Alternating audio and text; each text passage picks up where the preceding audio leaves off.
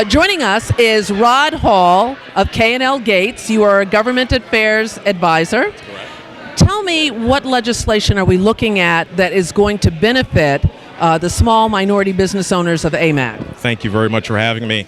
There's a saying in politics that if you don't have a seat at the table, 9 times out of 10, you are on the menu. So it is our distinct pleasure to work with the leadership of AMAC to serve as a force multiplier, if you will, here in D.C., where the thrust of the major federal policy that impacts the AMAC membership to ensure that their priorities and their concerns are adequately heard by our nation's policymakers.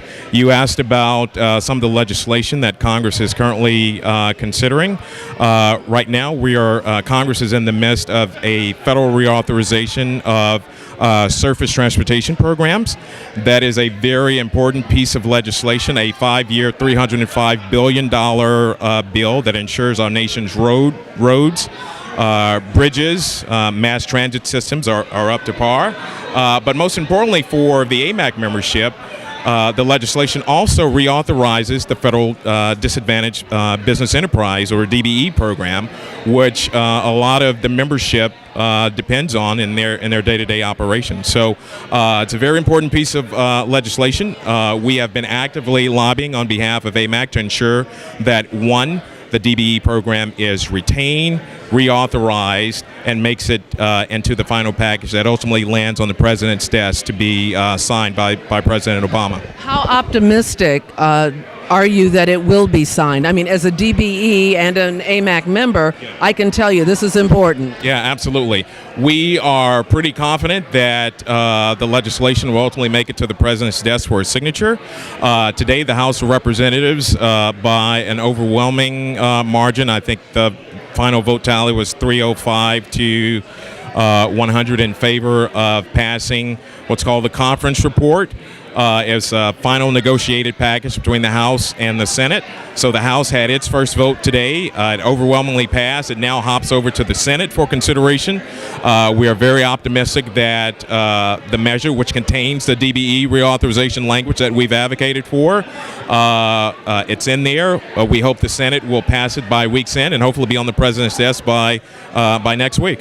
So, business owners, minority business owners have a lot to look forward to in 2016, yes? Absolutely. 2016 will mark we'll be coming out of the gate immediately on AMAC priorities. One, the Congress will be considering an FAA reauthorization bill.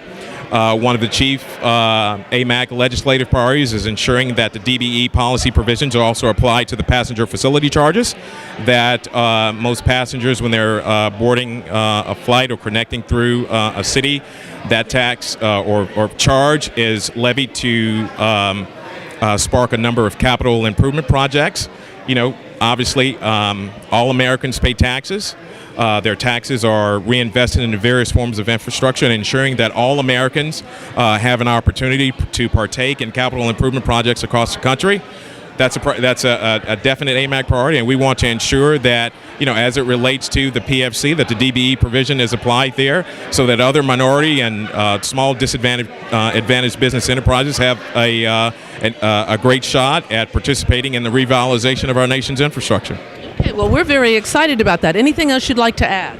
I would just say it is a pleasure to work with AMAC. I think under the leadership of Shelby Scales, it's just a delight to work for. We at K&L Gates are delighted to partner with such a forward-leaning organization.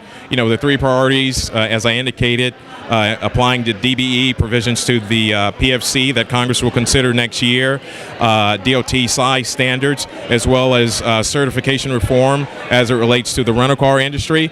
I mean, look, we're going to be coming out the gates roaring in 2016. We look forward to supporting the membership in any way we can, and trust that the membership will get behind us and reach out to the various members of Congress and make it and ensure that they know about AMAC priorities, because it's a big deal. Well, that was one of the things I was going to ask you. What can we as AMAC members do to help you do what you do? I would say every opportunity a member of this great organization has to get in the face of their local elected official to, one, stress the importance of small, minority, and disadvantaged business enterprises and the remaking and the revitalization of our nation's infrastructure. Never miss an opportunity to tout the importance of small businesses in our nation's economy and the reshaping of the infrastructure.